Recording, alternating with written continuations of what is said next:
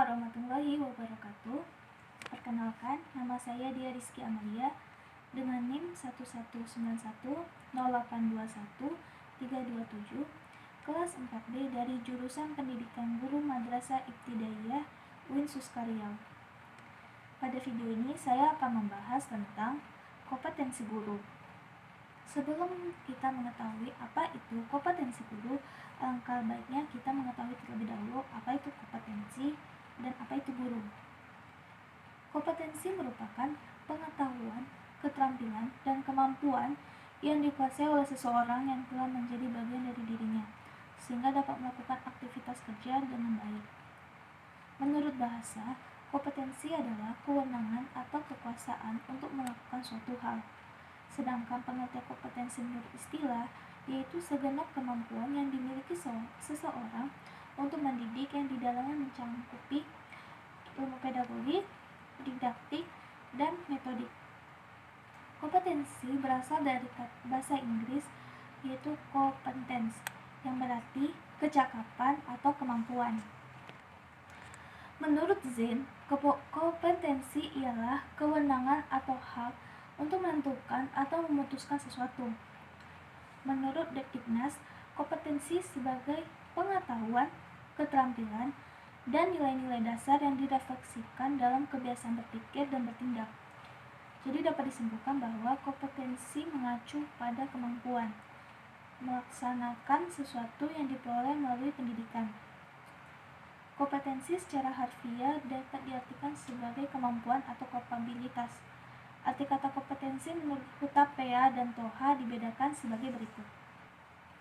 Yang pertama yaitu unconscious incompetence, yaitu keadaan di mana seseorang tidak menyadari bahwa dia tidak mampu. Contohnya guru honor dalam tanda kutip ini guru honor yang tidak berlatar belakang dengan dari pendidikan keguruan. Guru honor ini dia tidak menyadari bahwa dia itu sebenarnya tidak mampu melakukan tugasnya, namun dia tetap menjalankan pekerjaannya. Yang kedua, conscious incompetence, yaitu keadaan di mana seseorang menyadari bahwa dia tidak mampu. Yang ketiga, conscious competence, yaitu keadaan seseorang yang mampu mengerjakan sesuatu dengan tingkat kehati-hatian yang tinggi. Contohnya guru yang baru lulus dari jenjang pendidikan keguruan dan diterima bekerja di lembaga kependidikan tentu belum memiliki banyak pengalaman. Jadi ketika dia melakukan tugasnya, dia akan melakukannya dengan penuh kehati-hatian dan ketelitian, karena dia merasa khawatir bahwa apa yang dia kerjakan itu nanti akan melenceng atau tidak sesuai dengan kaidah-kaidah atau pedoman-pedoman yang sudah dia pelajari ketika dia masih dalam jenjang bangku perkuliahan, yaitu mungkin seperti pendidikan keguruan. Yang keempat, unconscious competence, yaitu kondisi di mana seseorang dapat melakukan pekerjaan dengan mahir sehingga tidak mengalami kendala. Contohnya itu guru yang sudah berpengalaman. Seperti kata pepatah, pengalaman itu merupakan guru yang terbaik.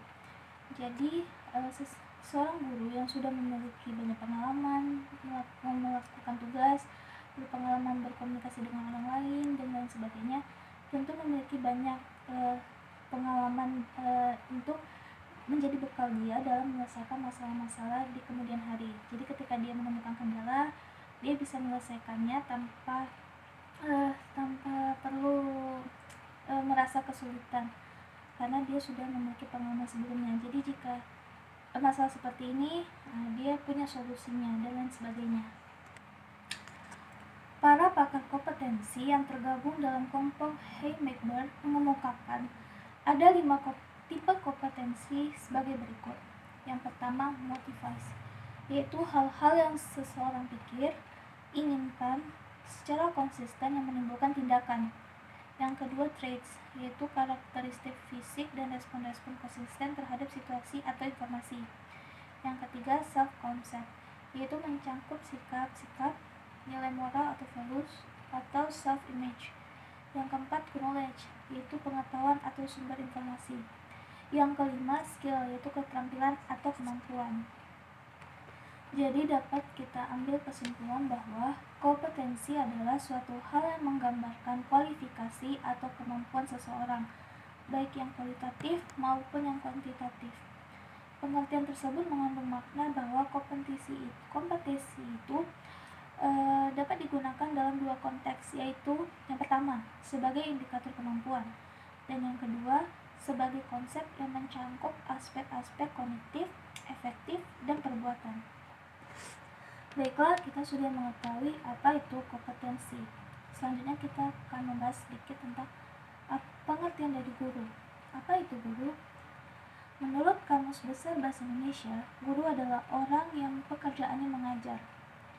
Guru umumnya merujuk kepada pendidik profesional dengan tugas utama mendidik, mengajar, membimbing, mengarahkan, melatih, menilai, dan mengevaluasi peserta didik. Dengan demikian, kompetensi guru dapat diartikan sebagai kemampuan dan kewenangan guru dalam menjalankan profesinya. Kompetensi guru tentu memiliki berbagai macam atau jenis. Menurut Dikbud, macam-macam kompetensi guru yang harus dimiliki oleh tenaga guru antara lain sebagai berikut. Yang pertama, kompetensi pedagogik. Kemampuan guru yaitu kemampuan guru dalam mengelola pembelajaran peserta didik yang meliputi pemahaman terhadap peserta didik, perancangan, dan pelaksanaan pembelajaran. Yang kedua, kompetensi profesional, yaitu kemampuan penguasaan materi pembelajaran secara luas dan mendalam, yang memungkinkan membimbing peserta didik memenuhi standar kompetensi yang sudah ditentukan. Yang ketiga, kompetensi kepribadian atau personal, yaitu kemampuan yang mencerminkan kepribadian yang mantap, stabil, dewasa, arif, berwibawa, serta menjadi teladan bagi peserta didik, dan yang pasti berakhlak mulia.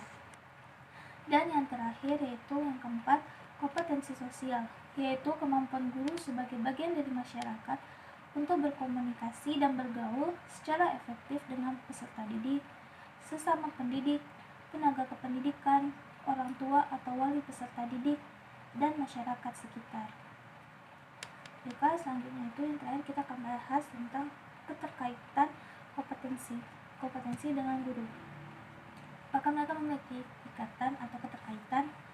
Tentu ada, karena guru adalah sosok yang akan mengajar dan mendidik peserta didik. Tentu dalam menjalankan tugasnya ini, guru itu harus memiliki kemampuan yang memenuhi standar sebagai seorang guru, yaitu memenuhi kompetensi sebagai seorang guru. Dan seperti tadi, guru harus bisa memiliki ilmu pengetahuan yang luas dan juga sumber informasi yang luas. Guru juga harus bisa mengurus, harus bisa mendidik anak-anak peserta didiknya, melatih mereka, membimbing mereka, juga menilai dan mengevaluasi mereka. Seorang guru juga harus memiliki kepribadian yang baik, karena peserta didiknya atau muridnya akan mencontoh apa yang gurunya perlihatkan kepada mereka. Jadi pastinya guru harus mencerminkan atau memberi contoh-contoh yang baik agar peserta didiknya itu meniru sifat-sifat baik itu. Dan yang pasti, guru itu harus memiliki kemampuan bersosialisasi yang tinggi, karena guru itu harus bisa berbaur, harus bisa menyatu dengan lingkungan sekitarnya, terutama tentunya dengan peserta didiknya.